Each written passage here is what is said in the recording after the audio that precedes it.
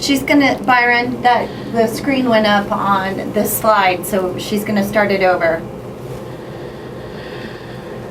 Okay, now, in doing couples counseling, there is one very important thing to keep in mind and one exception.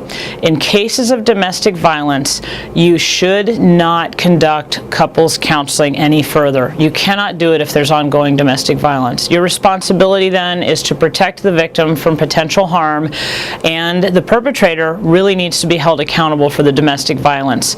So you should not do couples counseling in domestic violence situations. It's unethical. It is not recommended. Okay, let's talk about ethical, informed consent practices in family therapy. Now, before each person in a family therapy session agrees to participate in family therapy, it's essential the social worker provide information, just like you would if it's an individual, about the purpose of therapy, typical procedures, the risks of negative outcomes, the benefits of counseling, your fees, the limits of confidentiality, the rights and responsibilities of the clients, and the option that family members can withdraw at any time, and what the social worker is going to do and what their responsibilities are if those types of things occur. Family members don't have to be forced into therapy, and very often you will have a family member that's somewhat reluctant to attend the couples or family therapy session. And that person you should try to make as comfortable as possible, but they do have the right not to be involved in the intervention if they don't want to be. Often, counseling families will enter the process with someone who is the identified patient, and the rest of the family feels like they're doing fine. It's just this identified patient. Oftentimes it's a child who's misbehaving or has ADHD. The clients need to know that the family system is going to be the focus of the intervention, not just this one child. And usually that's the most important thing to do therapeutically. It depends on your family counseling style, but it's often very important to mention to the family that you're not just going to be focusing on one member of the family in the family intervention. You're going to focus on the family system. And if they have questions about that, they should be able to ask questions too. Now, as we mentioned, and I'm going to reiterate because it's so important, confidentiality is a big issue in these situations. You have to have policies developed about sharing confidential information among the parties involved in the counseling, and you need to try to keep them from disclosing confidential information about each other outside of the sessions. But you need to remind them that it's not perfect. You cannot guarantee that you're going to be able to do that, because once they walk out your door, they can say anything. And you need to make sure they understand that you wish that they will not do that, and you are trying to protect their confidentiality, so they may want to keep that in mind. Many practitioners don't provide individual counseling to clients in the context of couples and family counseling, myself included, because of the problems related to confidentiality, especially if one member wants you to collude and they give you information about another member that other member would not appreciate being discussed. You want to make sure that folks are addressing their issues openly, and often that's another reason to see the family or couples as a group and not just individually. And you certainly don't want to create a perception among family members or couples that you're giving preferential treatment or that you're favoring one person in the relationship over others in the relationship. That's not something that you want to do. So that's why you have to be very, very careful about seeing people individually if they're in the context of a couples or family intervention. If you do decide to see members for individual sessions, and some social workers do that, and sometimes there's a good therapeutic reason to do that, make sure that you go over those limits, that you either will or will not disclose information from that session to the other member of the family or to the other person in the couple's relationship. You need to make sure they're aware of what your policy is either way. So let's talk a little bit more about what you do in cases with minor children when you're dealing with them in the context of a family. If you're providing counseling, you can spend individual time with a child. Now, I do that because a lot of times I'm working with kids that have had behavioral problems. They are coming to me as the identified client first, and I will work with them individually. I will talk to them, though, about the fact that I will have a family session at least once a month, so family is included in the process. I can work on and look at family systems issues. I can help talk to them about the progress of their children, answer any questions they may have about the intervention or about behaviors, and so that I can give them strategies to deal with behavioral issues. So children are an example where oftentimes you will see them individually, but I would still strongly encourage you to involve parents or families as much as possible. Now, sometimes I'll work with foster children. I will involve the caregivers in their counseling from time to time because, again, I think it's very important to have a team approach, and it's important for them to know what's going on with the child that's in their care. I will explain to parents or caregivers that there will be information that their kids share in individual sessions and how I'm going to handle that. And again, like I said before, it's usually I will give them general information. I will not give them specifics unless it deals with something that they really need to know, a harm situation or an abuse situation or something like that if someone's abusing their kids. Now, I do keep in mind, and I do let kids know, that parents do have a legal right to inspect their case pertaining to their children unless I can show there's compelling evidence that children would be at risk of serious harm if that information is revealed. So most of the time, parents have the right to review the records of their kids in mental health and medical settings too. But if there is evidence, say the parent is abusing the child, then it would cause serious harm, and I try to block them from being able to have those records. Okay, let's talk about group counseling. Now, some of you will probably never do group counseling. Some of you don't think you'll be doing group counseling, but at some point or another, it does seem to me that most clinicians end up doing some kind of group counseling, and that does provide some really, really interesting challenges where ethics are concerned. Now, group counseling is helpful because it can be time and cost effective for clients. Group counseling sessions are usually cheaper than individual sessions for clients. It also tends to give clients an arena where they can interact freely with others that have the same exact issues that they do. They can get solutions. They can be confronted at times if they need to about their behavior by members who have had the same behavioral issues or challenges that they have, and they can gain support from people who've had similar problems. I can't tell you enough how important it is sometimes for clients to see that other people are struggling with the same issues they are. They need a supportive, cohesive group where they can reveal that information. It's amazing how powerful those group sessions can really be. Now, if you look at things like domestic violence groups or groups of sex offenders, believe it or not, it's very, very effective as an intervention because other offenders can see those issues and help confront those issues, and they do get a chance to see that other people struggle with the same issues, and the outcomes improve when you use group counseling in certain areas like that. Now, who should be in your group? And how do you go about that process? Well, you should screen to make sure that people are approved for your group. And this is a mistake that a lot of agencies and social workers make. In an effort to fill their groups, they'll put anybody that they evaluate into group. But it really is important to be selective. If your groups for people are at low risk of some behavior, then that's who you need to have in the group. Don't try to mix higher risk folks in with lower risk folks, for example, in a group setting. Or if you have people that are in a domestic violence group, don't put someone in who committed an assault in a bar, and that's a completely different situation, because it's not going to be the same type of intervention that you would do with someone like that. So make sure that you're doing appropriate screening, you're interviewing and evaluating potential members, and making sure that you're selectively choosing who goes into your group. That is ethical practice. It is very effective if the leader of the group or the person who's most familiar with the group is doing some of the screening. I know that some social workers don't do a lot of screening for groups, but I think, again, that's detrimental because you want to make sure that you've got the right people in the right groups and you're not mixing people that have completely different issues. When you're doing your screening, it's also a great opportunity to, again, do informed consent. Only in this instance, informed consent is going to look a little different. You're going to talk about the group goals and objectives and how that impacts the individual's goals and objectives. You're going to explore members' expectations.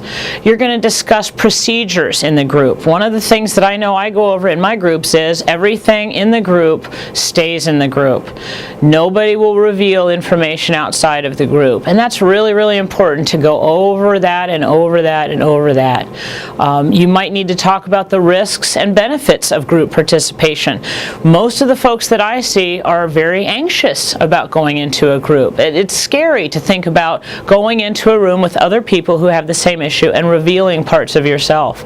And I know that's a very difficult thing for people to do. So I try to reassure them during that screening process, and I discuss how they can get the most from their group experience. Now, if your group is an involuntary group, such as many of mine, and they have to go as a condition of probation or parole, do you really think it's ethical to force people to go to group? Well, one of the things I cover in my informed consent is that they're not forced. They do have other options.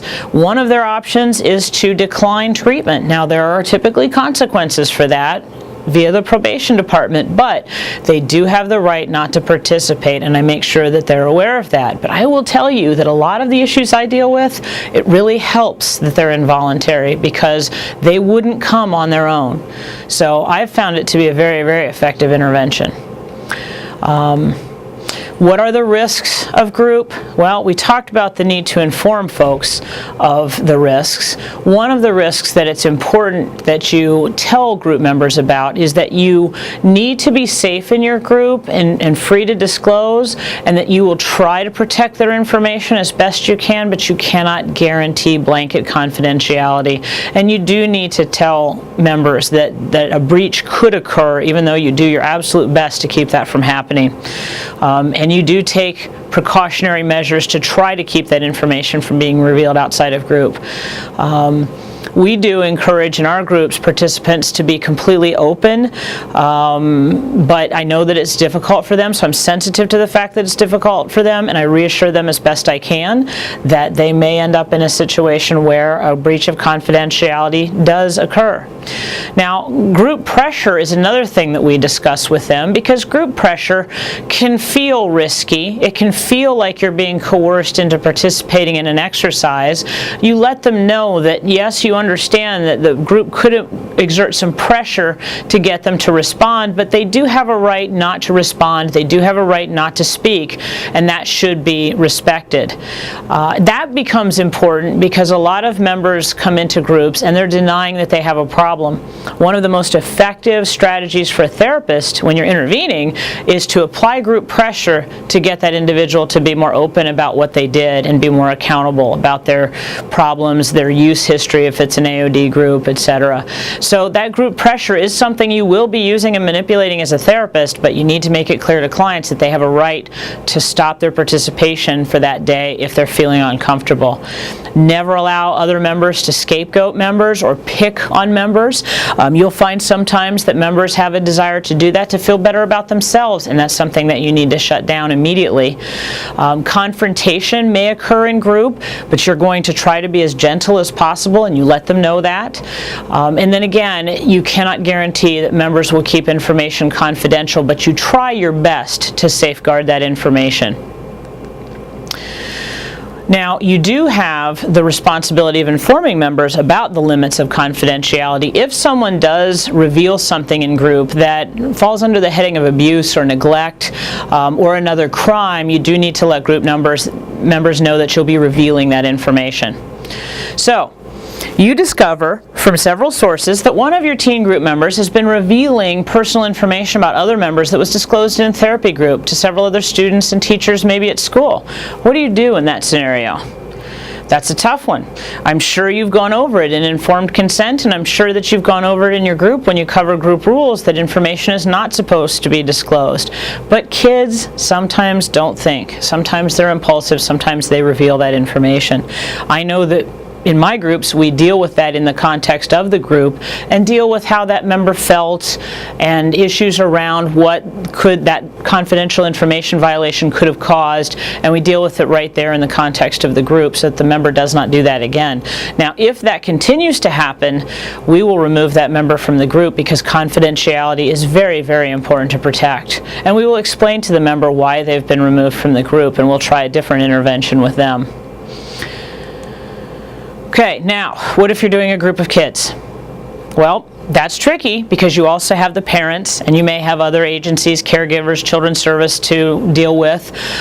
So again, you want to get written consent forms from parents for minors to enter groups. Again, you want to make sure that that informed consent includes a description of the services that you're going to be offering and the purpose of the services. You're going to want to make sure you discuss that confidentiality and how you'll try your best to make sure that confidentiality is not violated, but you can't make guarantees. You'll discuss any times you may have to reveal confidential information, like cases of abuse or neglect. You can give the parents information about how their child is doing in the group, and I do that all the time. I do not necessarily discuss specifics unless, again, it's a harm situation. But I do let parents know how their kids are doing in the group, and usually I'll do that in front of the child during a family session so the kids get a sense that, wow, I'm doing really well. And they get that feedback. They get that instant praise. They get if it's a negative consequence they need because they're being disruptive in group, we can discuss it right there with the parents. So I do tend to share that information in those family sessions if I can, and I like family sessions as an adjunct to group work where I'm working with minors. I do need to inform minors about the nature, purpose, and limitations of their confidentiality, and I need to do that in language that they can understand. Now, what if I have to terminate somebody from the group process? Well, I have to be careful about how I do that.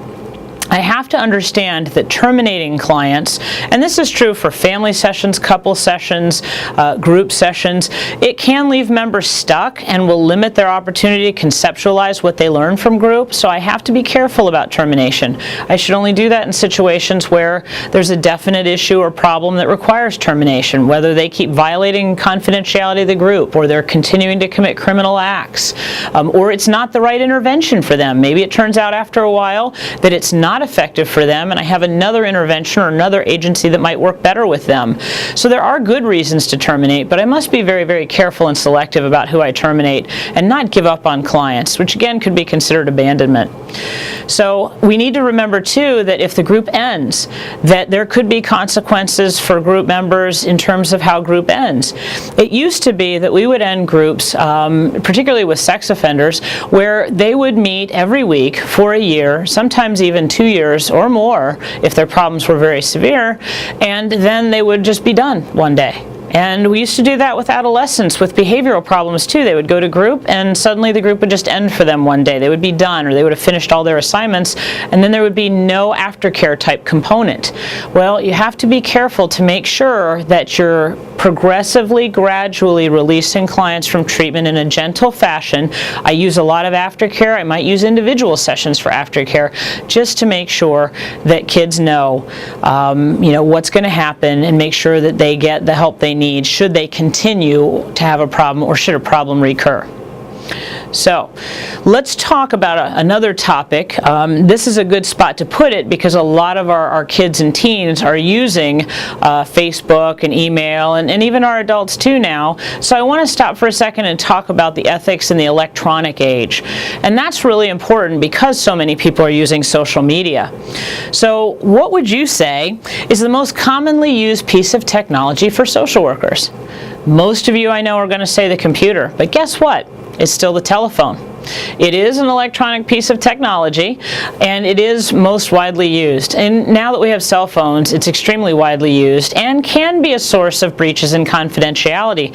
It's not unheard of to have a social worker have their clients' names and numbers in a personal or company cell phone for the purpose of being able to call those clients on the road, but then their cell phone is stolen. What do you do in that situation? So it's important to protect confidential client information, even with regard to things like the telephone or cell phones. So So your telephone guidelines that I would suggest are: don't acknowledge that clients are receiving services or giving out client information to unknown callers. Very often we'll have people call and say, I am your client's wife, I'm your client's attorney, I need to know if they showed up yesterday, or I need to know information about what they're doing, and I cannot reveal that information unless I am sure that's who I'm talking to and I have a release of information to do that. I don't care what they tell me. I've had people beg me on the phone to give them that information, but if I don't know who that is and I don't have a release to talk to them, I can't release that information on the phone. Now, make sure that when you call your client, that's really who you're talking to. Don't give the information to a family member and say, hey, I need to let you know that your husband, his appointment has been canceled because I'm not going to be available. You need to try to reach the husband if he is your client. Don't give that information to just anyone who answers the phone. And keep in mind that any time that you're talking to someone or leaving a message, if you reveal too much information, somebody else may get that information first. So let's say you're leaving a message on a voicemail or an answering machine. Your client may not be the person who hears it, and the person who hears it may not know that you're seeing that client. So be very, very careful about confidentiality. When you are talking on the phone with clients, be professional, brief, and careful. Try not to discuss confidential information as much as possible. Avoid making comments you wouldn't want your client to hear, because let's say you're talking to someone at an agency and your client happens to come to your office at that time. Be careful about what you reveal. If you're talking to your client on a cell phone, assume that they are not in a private place. And you have to make sure that you are in a private place if you're having a conversation with a client, which can be difficult. There are people, there are cameras, there seem to be microphones everywhere in this day and age. But make sure that you understand your client may not be in a private place and you can't control that. If you're sending a text message to a client, which I typically don't recommend texting back and forth with clients because I think too many boundary violations can occur, but if you do that, be mindful that others may read that text, not your client. Now, just a fun little quote. I'll ask you who you think said this. This telephone has serious shortcomings as a communication device. It is inherently of no value to us. Who said that? Well, the answer is Western Union in 1878. Why? Because they had the telegraph, and they did not want to see the telephone as replacing their standard of communication. So, interesting story. Obviously, that turned out not to be true, and the phone has been a very, very important piece of our history and our social fabric. But it's an important lesson, too, in how sometimes we discount things that turn out to be very important later on. We always need to keep moving forward. Now, with fax machines and emails, make sure your fax and email transmissions arrive in a way to protect confidential information. Make sure faxes have a cover sheet so that they get to the right person, and if they don't, that person may not read the information. If you're sending a fax or an email, it's important that you put down in the bottom that this information is intended for the recipient. If you are not the recipient, please destroy the information, something to that effect. And then if you can, send a phone call to your client or agency to let them know to be expecting this fax or this email, so hopefully it gets to the right person. With email, make sure that you do have an existing professional relationship with a client. Don't email people that you don't know or you're not sure if they're going to be clients. Use informed consent if you're going to email with clients to let them know the limits of your email system, confidentiality, security, what happens in cases of security breaches, which do happen, unfortunately, especially the more we use things like wireless transmissions. Limit uses to basic information if you can. Don't put a lot of information in these things because you, again, can't assume that your client's the only one who's going to read it. In fact, you should not assume that your communications are going to be private. You need to assume that others may access it, so go with as little information as you can possibly put in there. Try not to send emails or faxes to your clients at their place of work. They have a right not to receive that at work. Now, NASW actually publishes a guidelines for the use of technology with clients because the use of technology has expanded so immensely. Email email and web, surfing and things make internet-mediated direct practice possible. So we can actually now, as practitioners, practice over the internet if we want to, but there are limits to that. Information could be lost or intercepted. Websites aren't necessarily reliable. People may misrepresent themselves online. Confidentiality breaches can happen. State lines can be blurred. Malpractice can happen. Those issues may arrive because it's such a new technology. But in talking about state lines, if you're seeing a client who you think is in Ohio, but they've really moved to Indiana and just had not mentioned that to you, or maybe they're on a trip to Indiana, you're now counseling across state lines, which you can't do if you don't have a license in Indiana. You need to think about things like that. It may be difficult for some of your clients to access you. So you do need to think about those kinds of issues. But having said that, counseling via the internet may be one of the waves of the future because you can reach more clients in rural and isolated areas. For those that are reluctant to seek services, it may make them feel like it's a little more anonymous, and they may self-disclose more. It may keep costs down or give them flexibility in scheduling. But you have to be careful because your diagnosis may be inaccurate because you can't see the client cues. I get a lot of cues about how a client's feeling from the way they behave or the way they look. But I can't protect their confidentiality. Now, what about the impact of things like Facebook, YouTube, Twitter, and blogs? Well, one thing that I don't like about Facebook is it requires you to friend people. And friending is the term that they use, but it's a boundary violating term if you're a social worker, because we're not supposed to become friends with our client. So make sure if you're Facebooking or if you're blogging, you're careful about what information you reveal, not just about clients, but about yourself too. People make judgments based on what they see on your Facebook page or in your blog, and your clients can look for those things.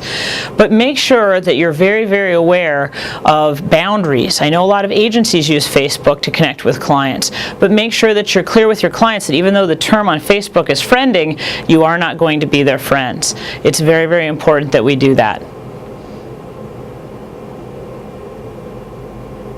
Okay, that's it. And I ran over by like